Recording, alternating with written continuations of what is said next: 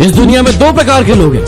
पहला जो इतिहास रटने में अपना समय बिताते हैं और दूसरा जो इतिहास रचने में अपना समय बिताते हैं। आज भी जमाना इसी बात से खलता है कि यह इंसान इतनी ठोकर खाकर भी सीधा कैसे चलता है। मैं कभी हारता नहीं, या तो जीतता हूं या तो सीखता हूं। बुद्धिमान आदमी इतिहास नहीं रचता, बुद्धिमान लोग इतिहास पढ़ते हैं। इतिहास तो पागल लोग रचते हैं।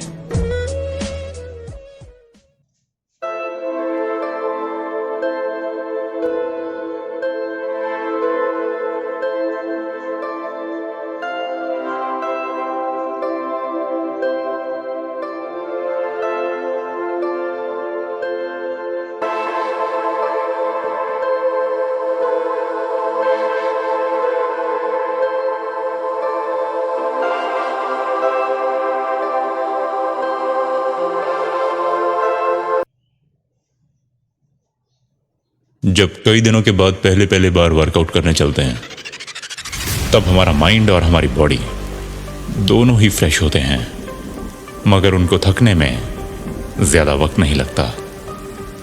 और इसीलिए वो कई दिन के बाद वाले पहले वर्कआउट से हम जल्दी एग्जॉस्ट भी हो जाते हैं और अगले दिन के लिए हमारी मसल्स भी दर्द से भर जाती हैं। और फिर लेटने में दर्द, बैठने में दर्द, उठने में दर्द, चलने में दर्द। और इस दर्द को हम अगले दिन वर्कआउट करके आने का बहाना बनाने की बजाय इसको छुपाकर, इसको एक कवर देके अपने दिमाग को एक मीठी गोली दे देते हैं कि इतना भी एकदम से नहीं करना चाहिए, इंजरी हो सकती है। जबकि सबसे बड़ी इंजरी की शुरुआत इस खुद को दी गई मीठी गोली, इस ढकोसले से हम शुरू कर चुके होते हैं। पहले दिन के उस वर्कआउट के दर्द का मतलब ये नहीं है कि अगले दिन हमें इंजरी होगी ही होगी। ज्यादातर इंजरीज तो बैठे बैठे होती हैं। उस दर्द का मतलब है कि हमारी बॉडी को कल के वर्कआउट के बाद जहां जहां कोई कमी लगी होगी, वहां वहां कंस्ट्रक्शन का काम चल रहा है। बॉडी के हिसाब से, शरीर के हिसाब से सोचा जाए तो वो तो बस अगले दिन के वर्कआउट की तैयारी में लगी हुई है। जहां जहां कल हम अपने जोश को ज्यादा निकाल के आए थे, वहां वहां आज दर्द देकर बॉडी तो बस अपना काम कर रही है। और इस स्थिति में माइंड क्या बोलेगा कि दर्द है तो जाने का नहीं।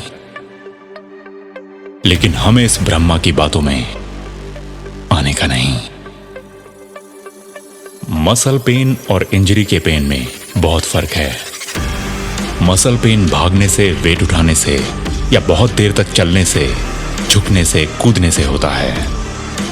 और इस वाले दर्द को हम इंजरी डिपार्टमेंट में नहीं डाल सकते, क्योंकि चोट के दर्द में और कसरत के दर्द में जमीन आसमान का फर्क है। और हमें इन दोनों के बीच के इस फर्क को समझना है। इंटरनेट पे पढ़ के या वीडियो देख के नहीं, खुद महसूस करके इनको अपना बनाना है। वर्कआउट वाले दर्द से तो यार हमें दोस्ती करनी पड़ेगी। जैसे यारों दोस्तों से दोस्ती बनाए रखने के लिए हमें उनके साथ जितना हो सके उतना वक्त बिताना पड़ता है, ठीक उसी तरह से वर्कआउट वाले दर्द को हमें किसी ना किसी लेवल पे हमेशा बरकरार रखना पड़ेगा। और उसके लिए बस हमें वर्कआउट से रोज जाके मिलना पड़ेगा।